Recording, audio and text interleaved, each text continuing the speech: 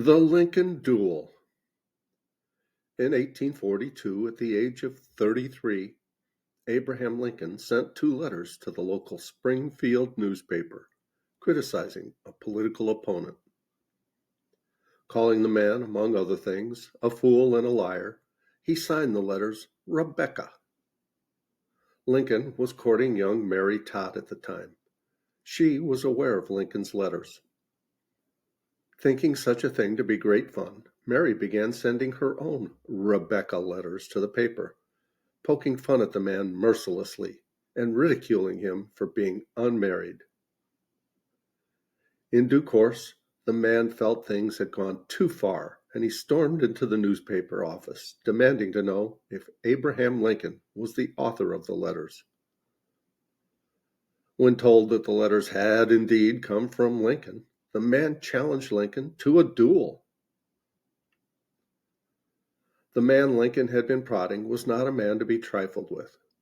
James Shields was a fiery-tempered Irishman who was serving as the Illinois State Auditor.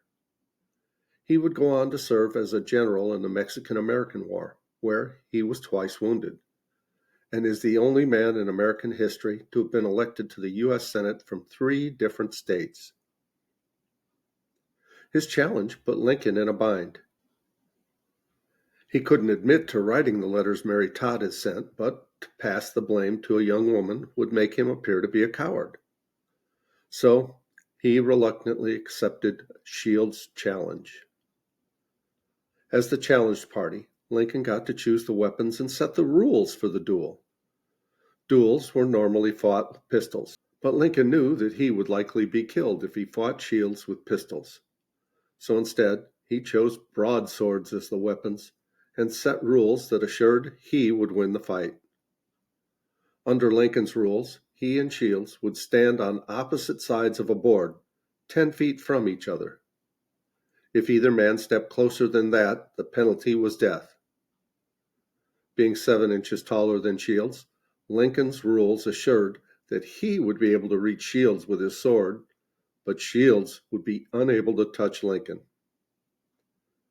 While Lincoln's conditions were unsporting, he was within his rights to set them.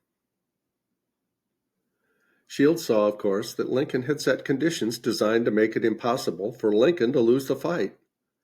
But Shields was no coward, and on the morning of the duel, he arrived ready to go forward, whatever the consequences. As was the norm in such affairs, the men the combatants had chosen as seconds tried to negotiate an honorable resolution before the duel began. Exactly why Shields relented is unclear.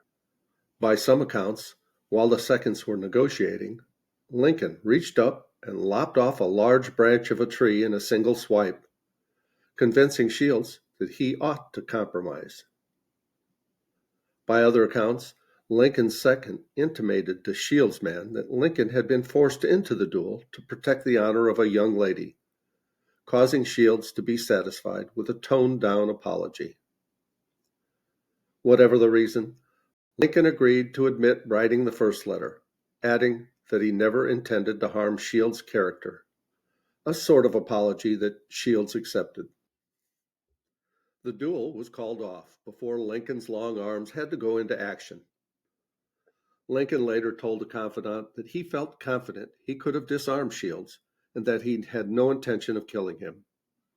He found the whole episode profoundly embarrassing and for the rest of his life refused to discuss it. When asked by an Army officer years later if the rumor that he had once nearly dueled James Shields was true, Lincoln replied that he would not deny it, but that if the officer wished to remain his friend, he would never speak of it again. Lincoln and Shields patched up their differences and had a cordial relationship afterwards. During the Civil War, Shields was a general in the Federal Army, and his commander-in-chief was the man he once nearly fought with broadswords on an island in the Mississippi.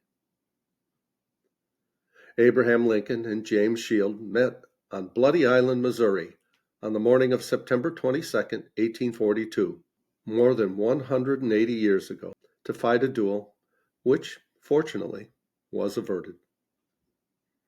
Well, I hope you like that story. Hope you come back for our next one. I love you guys. As Tigger says, ta ta for now.